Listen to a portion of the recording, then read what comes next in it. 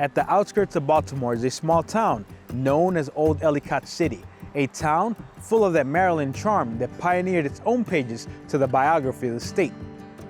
Ellicott City is America's largest unincorporated community and home to the first railroad line in America, the Baltimore and Ohio, which made its 13-mile trip from Baltimore's Montclair Station to the Ellicott Mills. Hi, I'm Jose, and I'm on tour exploring Ellicott City, a small town in the metropolitan area of Baltimore. On this tour, we'll explore the remains of the legendary Baltimore and Ohio, which grew to be one of the largest railroads in American history. We'll travel around town to learn more about the Ellicott pioneers, whose impact goes beyond the state of Maryland, making our way to its outdoors, where a trail of the Patapsco River leads to the Chesapeake Bay. We'll also pay a visit to one of America's most famous authors, the inventor of the detective genre, and a master of poetry and short stories. So let's go on tour and experience Ellicott City.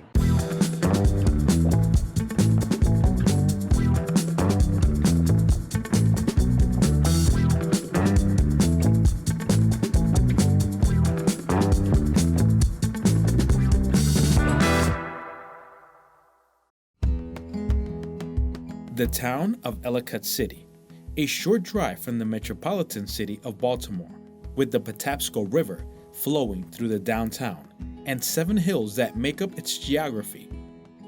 Ellicott City contains some of the most beautiful scenic views in Maryland. It's a town where its history traces back to flour mills, and its entrance invites you to the past, with the last remaining flour mill sitting idle as a remembrance of the town's industrial golden age.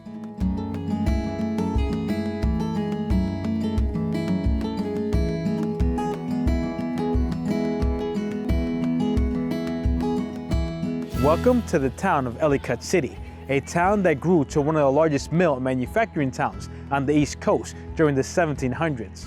This town was founded by John, Andrew, and Joseph Ellicott, who hailed from Bucks County, Pennsylvania, with a history of innovation and a newfound learning for flour mills. The brothers contained great mathematical and mechanical intellect, convincing the farmers of Maryland to switch their crops from tobacco to wheat. John, Andrew, and Joseph would further introduce fertilizer to the depleted soil and would help build the beginning of the National Highway, later becoming America's first interstate highway. With their groundbreaking contributions came the rise and growth of Ellicott City, opening the path for the Baltimore and Ohio, which made sense as it became an innovator of the mill industry.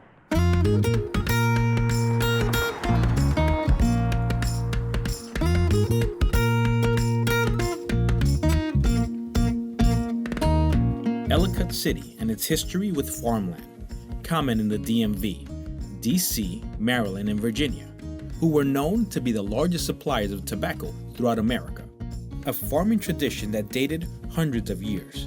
And this is one of the last remaining flour mills of that era, where the Ellicott brothers were called fools for their idea of changing the farmland to wheat and grains, as the effects of growing tobacco was depleting the soil. But that change brought a farming revolution and gave birth to the charming town of Ellicott City.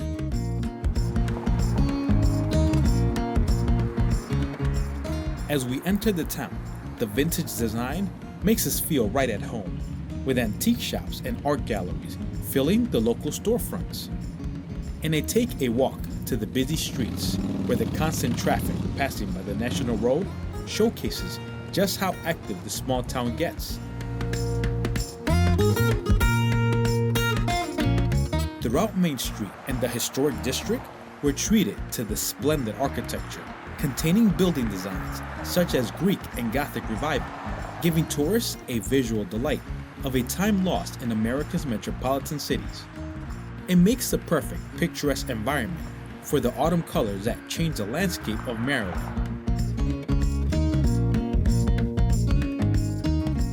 The eclectic boutiques fill the sidewalks of Ellicott City, which contains more than 80 shops, enticing the city's tourism. Wonderful colors painted throughout the buildings that bring the town to life.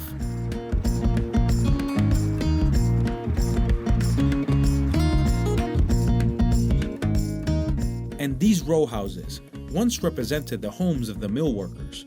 Now they become boutiques and coffee shops.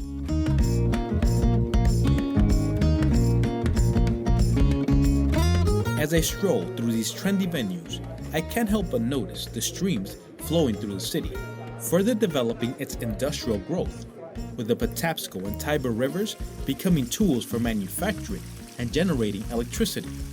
The city contains drainage areas that funnels water to Main Street, reducing the flooding brought on by its mountainous geography. Main Street, Ellicott City, has been called one of the area's premier dining experience, containing everything from small-town delights to fine dining. And the steep hills give the overlook of a city nestled within the mountains that feels like exploring a European village. The Firehouse and Howard County Museums contain iconic steeples which fills up the skyline of Ellicott City. As we walk through Main Street, an aroma fills the air of EC Pops, a shop for lovers of gourmet popcorn, which originated in Ellicott City, but has since expanded to Fells Point, Baltimore, and Cockeysville, bringing a piece of Ellicott City to the other parts of Maryland.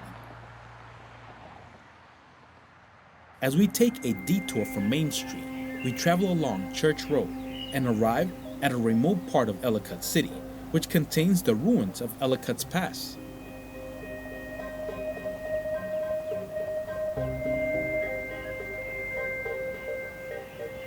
These ruins were of an educational institution for the wealthier families of Ellicott City, and touring the renovated foundation, we feel the history of the city, which has experienced many turbulent moments.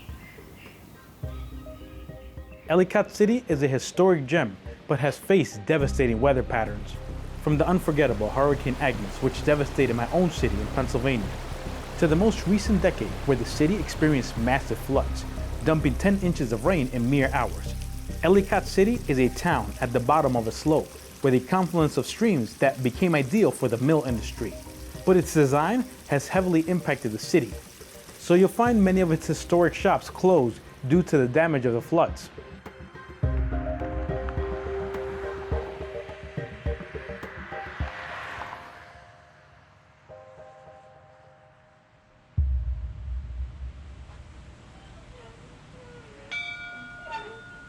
The Baltimore and Ohio Museum, a landmark in the town of Ellicott City, preserving some of America's most iconic history.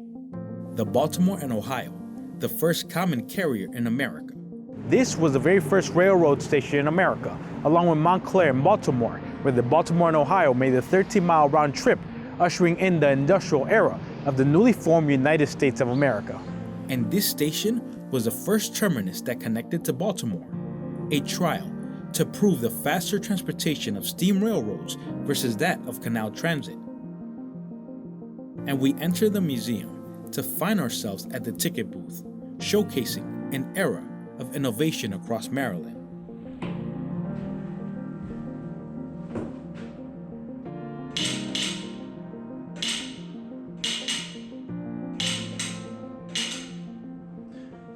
Using Morse code brings us to the simpler forms of communication, where the American Morse code became the 10-letter signal for North American railroads. The growth of the town came at the inclusion of the B&O, when the Ellicott family donated more than 52,000 square feet of land for the railroad. And remnants of that past remain in the museum, like the original depot bell, used for announcing arrivals and departures at the station.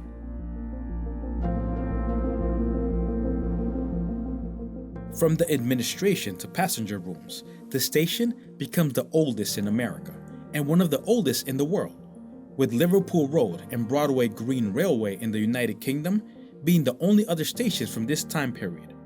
And this extensive map shows the mighty trail of the railroad.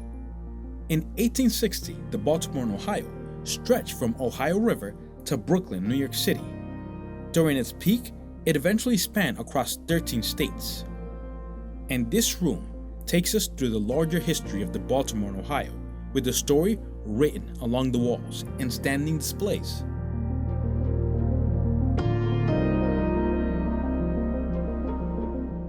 The car house still contains a rail line on the outside with a vintage Baltimore and Ohio wagon.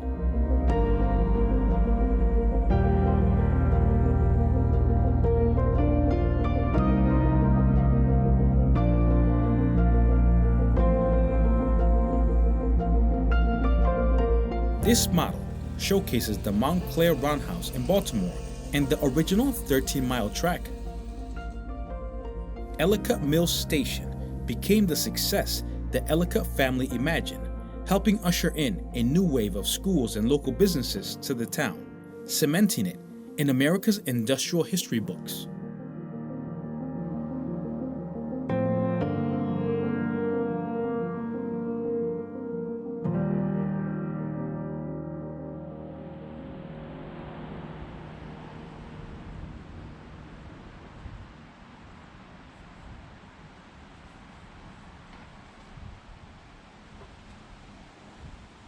Let's talk about the Baltimore and Ohio as we approach this beautifully maintained caboose.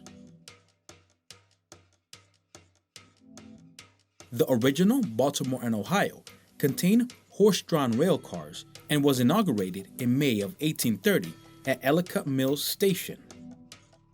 We walk inside this luxurious caboose, which provided ample space for passengers. The early days of a caboose served as an office or living quarters for the train's crew, so you might encounter seating with a window view, sleeping arrangements, a sink, and a small table. The first locomotive that made the journey for the B&O was called Tom Thumb. It was actually the first steam locomotive across America.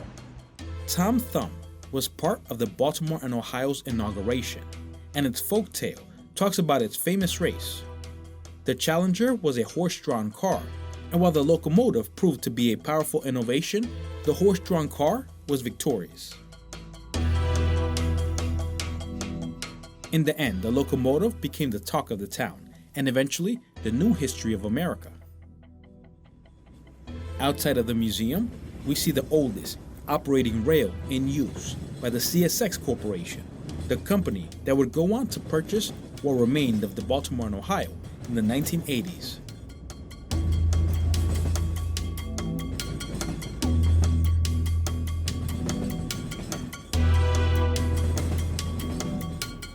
Let's return to the grounds of Ellicott's abandoned institution.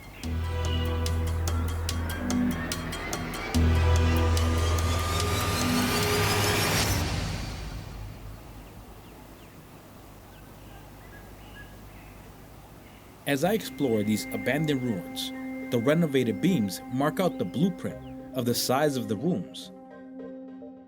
Ellicott City's history sits on this hill, a town which might be a brief passing on the National Road, but one full of marvelous accomplishments. These ruins are ageless in design and can be confused for the construction of a modern institution. But its remains date back to the early 1800s. As Ellicott City's industrial economy grew, so did its community. This log cabin stands the test of time. From the early European architecture of the 1700s, Thomas Isaac was the second owner of the log cabin, which remains one of the oldest structures in Maryland. It served as a gathering place for the African American community in the 1800s. Ellicott City is filled with pioneers. It was around this area that Captain John Smith of Pocahontas fame first explored the Patapsco Valley, and centuries later, Europeans made their way to this growing town. This locale remained a meeting point for African Americans until the construction of St. Luke's Church, which is still active right across the cabin. But one of the most important pioneers is Benjamin Banneker, a freed African American who was born in Oella, right outside of Ellicott City. Banneker would be one of the surveyors who would lay out the capital city of Washington, D.C., along with his friend, Andrew Ellicott.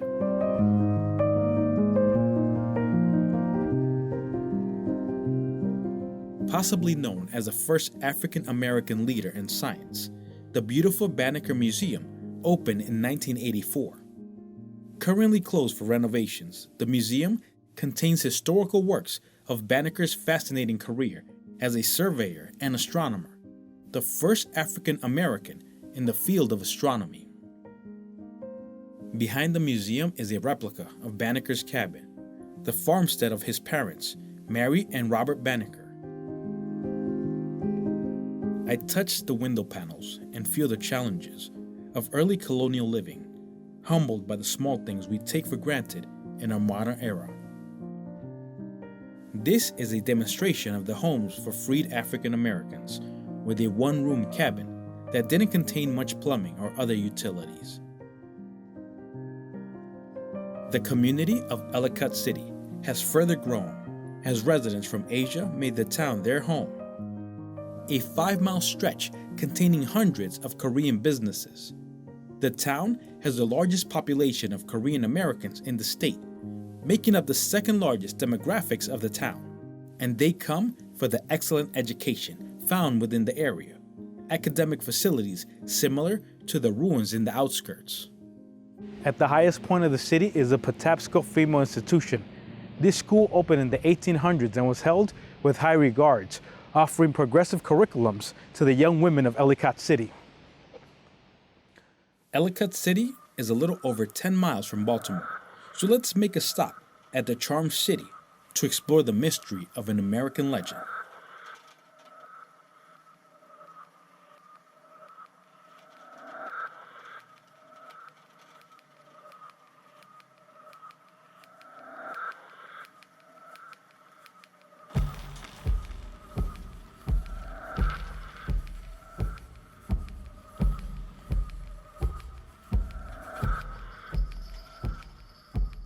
When we talk about American literature, Edgar Allan Poe is always high on that list, most famous for his stories of terror and haunting poems. Edgar Allan Poe pioneered the detective story, innovated the genre of science fiction, and was one of the earliest known writers to publish short stories. But just like the mysteries in his work, this larger-than-life writer had a very intriguing life and death, scattered throughout several places within Baltimore. The son of parents from Baltimore, born in Boston and raised in Richmond, Edgar Allan Poe was truly a curious figure, sitting in a creative posture. The statue has a saying from its famed poem, "Dreaming dreams no mortal ever dared to dream before." And this statue in front of the University of Baltimore paints a remarkable image for the Gothic writer. Edgar Allan Poe was an architect of modern short stories, rising to fame with the poem The Raven, a story about the narrator's journey into madness as he struggled with grief. In Baltimore, we visit his grave at Westminster Hall, which is filled with other notable Maryland figures. Many of the tall tales claim Edgar Allan Poe died from the flu, a brain tumor, that he contracted rabies, was poisoned or possibly murdered, or that he simply succumbed to a lifelong battle with alcoholism. And none of these claims have proved to be the definitive answer to the death of this legend. Fans gathered at the burial site to pay respect to the author and the people buried with him, his wife Virginia and mother-in-law Maria Clem. Poe left clues and haunting symbols in his poems that became similar to his real-life death.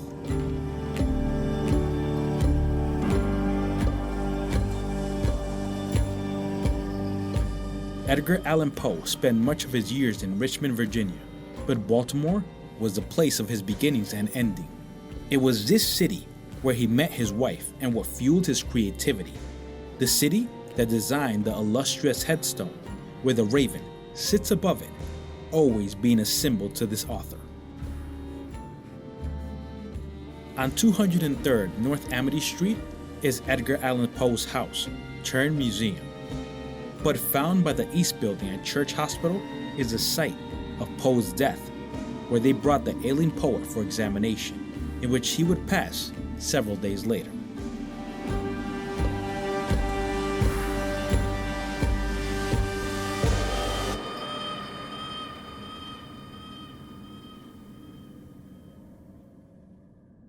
There are so many theories to Edgar Allan Poe's death. Just like his novels, it remains a complete mystery.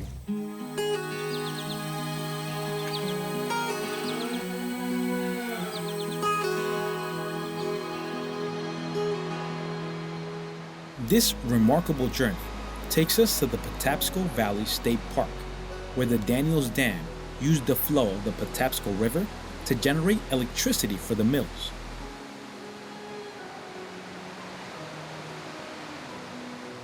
A beautiful place to look back on this historic adventure and just take in all the fascinating history hidden within these outskirts.